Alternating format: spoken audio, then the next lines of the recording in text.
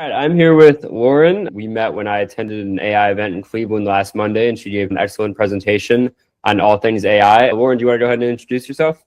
Sure. Yeah. Thanks, Noah. Happy to be here. My name is Lauren Burke-McCarthy. I am an associate principal at Further in the realm of AI strategy, data science, AI products. So I have a background in data science, very technical, moving through the product space and now in the AI strategy space. A lot of helping organizations understand what's going on in the world of AI and how to make it work for them, do it responsibly, do it with value, and ultimately do it sustainably.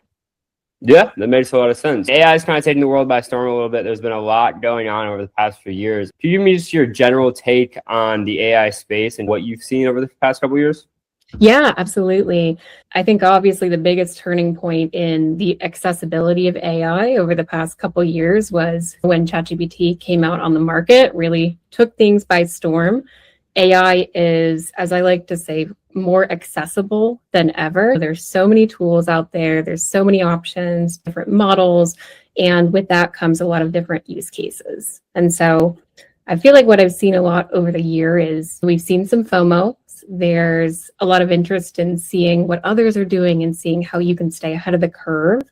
And I think now we're actually seeing there's a ton of options. We're getting overwhelmed with the possibilities, and we actually are starting to think more inward on what's good for our organization, our team, our use case. Alongside of that, I think we're starting to lean into the more human first approach to AI because people use systems that are built for people. And that's what's going to make it sustainable long term. Yeah, it makes a lot of sense. And there's so much out there. I think it's sometimes if you're not following it or working it directly, it's hard to follow everything because you can't really tell what's real, what's not. Sometimes people like to exaggerate things, but in other cases, things are under exaggerated. Like there's not enough to talk about some kind of cool tools that are out there. With that being said, what tools are you using professionally? What AI tools do you use? Gemini, GPT, and then more custom things that you might use? Yeah, and I love the point you made. I think there are some tools that, there's just so much out there. I think we focus on a lot of the big names, but sometimes when you start digging in and seeing what's actually out there, there might be something that is a little more niche, but fits a gap that is really impactful. I think with a lot of the small models you're seeing in specific industries, we're moving into that unique use case and support. But personally, I use some of the more common ones. I use ChatGPT, Gemini, Claude. I love using it for getting a first draft and outline going. I think that was something that plagued me so much in college and high school, getting a paper started, just getting my thoughts together. So that has just been such an immense help for me. Alongside that, deep research tools, set it up, make sure that you're getting a deep dive summary, and then come back later, check some of the resources that have come through, but really a great way to keep a pulse on the market, the industry. I love Notebook LM for just dealing with a ton of documentation, presentations, getting it all in one place, asking questions. I like making the podcasts out of that. It's super great. I can listen to it in the car. Played around with some code assistants, and then I have used it for years, but now it's even more AI-driven. Grammarly, now they're superhuman, but love that for communication. Interesting. I really like the podcast concept. That's cool. Putting in the LM and then being able to hear about that data and that information everywhere. I like deep research too, because I think it cuts down on hallucinations. I think if the LM understands what it's doing or goes in depth into it, and then you ask your questions about that, it's a lot less likely to give you false information. What kind of challenges have you had with AI, or what have you seen other people have challenges with, and how have you kind of gotten around those challenges? Yeah, and you just touched on one with the deep research. And yeah, I think they do a pretty good job with deep research in general of sourcing the content that you're seeing, sourcing any references, any metrics, any data points. Always good to still check and validate that. Yeah, what we call hallucinations, where the model is trying to fill in a gap in its knowledge because it wants to still be able to answer you. They want to make you happy with the response. So hallucinations are one of the biggest challenges that can be mitigated with just a simple gut check now and then to really make sure that you're still on track, especially before you cite it, you send it off to anyone else. So another thing is just the maintenance required, especially if you're looking at a RAG-based system, a knowledge base, the data has to be kept up to good quality. And then in general, risk management with AI, I think the sooner you start that, the more control you have over that. You don't have to stop later. You can just keep going one step at a time, making it better. Yeah, that makes a ton of sense. So AI has gotten to the point where it's not necessarily fully replacing jobs, I would say, but I think it's replacing a lot of tasks that people do. Say you're working on something or you're hiring out for something. If you have a 1 year project ahead of you, you know it's going to take about that time. In general, just that idea of that length. Would you rather have AI tools at your disposal, or would you rather have a worker at your disposal, someone who might have just graduated college or someone who's been in the field for a while?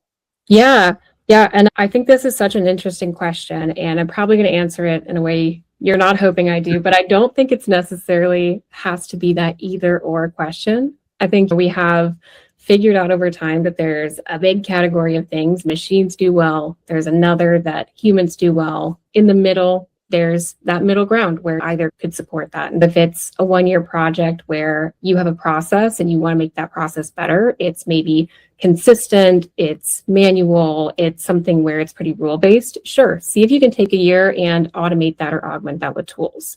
If it's something that you need human judgment on, if it's something where it's high risk, it's consistently changing, I would probably rather have a person on that and see if you can build into an augmented process. But yeah, I think it comes down to the risk, the accountability, the judgment you need. And I don't think we necessarily have to write off the hybrid process and the balance of both. Yeah, that's a good answer. I think that hybrid process is important. Somebody who knows what they're doing with AI. And just off of that too, how does somebody who's maybe interested in learning about AI but doesn't really have the full weight to grasp it or hasn't really dived in yet, what advice would you give them, or what would you say to them to bridge that gap between interest and action? Yeah, absolutely. I think you don't necessarily need to have a deep technical background or even a technical background to be AI savvy. I think we saw that with digital literacy, data literacy, now into AI literacy. Some of the biggest things that are important to understand is what is a problem that AI can solve and should solve, and what you should not use it for. Alongside of that, just knowing what risks are associated with different types of usage and figuring out, looking at your day to day and saying, where can this work for me? A lot of times it's easy to get overwhelmed just thinking about all of the different ways that you could use AI. But once you start really thinking about maybe looking at a couple tutorials that reflect things you commonly face in your day to day, if there's something that ties more directly to your own experience, your own need, I think it's a little bit easy to just take that first step and then continue learning from there. That's a great answer, because yeah, I think there's so much out there that it's hard to figure out. But if you just take the simple out there, which is what you're doing each day, and then try and figure AI into that a little bit, I think that's a much easier and clearer starting path.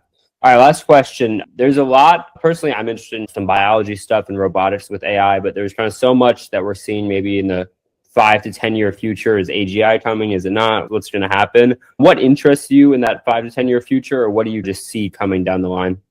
Yeah, absolutely. I think a couple of if I had to hit on the biggest things, again, I'll come back to the human-centric, the human-first approach. I think there's an emphasis now on not just making more AI products, AI features, but figuring out what makes people use them. I think we've graduated into the what makes it valuable stage of generative AI. Alongside of that, I think some of those features and products are going to be heavily video or image driven. I think that's the next step we're taking alongside voice technology. We're starting to see a lot more potential with voice technology. It just makes experiences so much more accessible as well to folks. So I think that is a great move.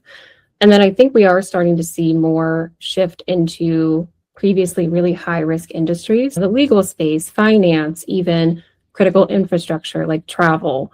The ability to use AI to model scenarios and capture risk earlier, I think is something we're going to start seeing more and more use cases come in, especially in a high risk context. Yeah, 100%. A lot of interesting use cases there. All right, well, I appreciate you coming on. Any plugs or kind of anything you wanted to mention that we didn't get to or I didn't ask you? Yeah, I'm on LinkedIn. We have a podcast called Women Analytics After Hours. I'm involved in the Columbus, Cleveland, general technical communities. So if you're interested in hearing about AI, if you want to talk responsible AI, always you can hit me up on LinkedIn, send me an email. I'm happy to chat. And thanks, Noah. It was great to chat with you. Yeah, thank you for your time.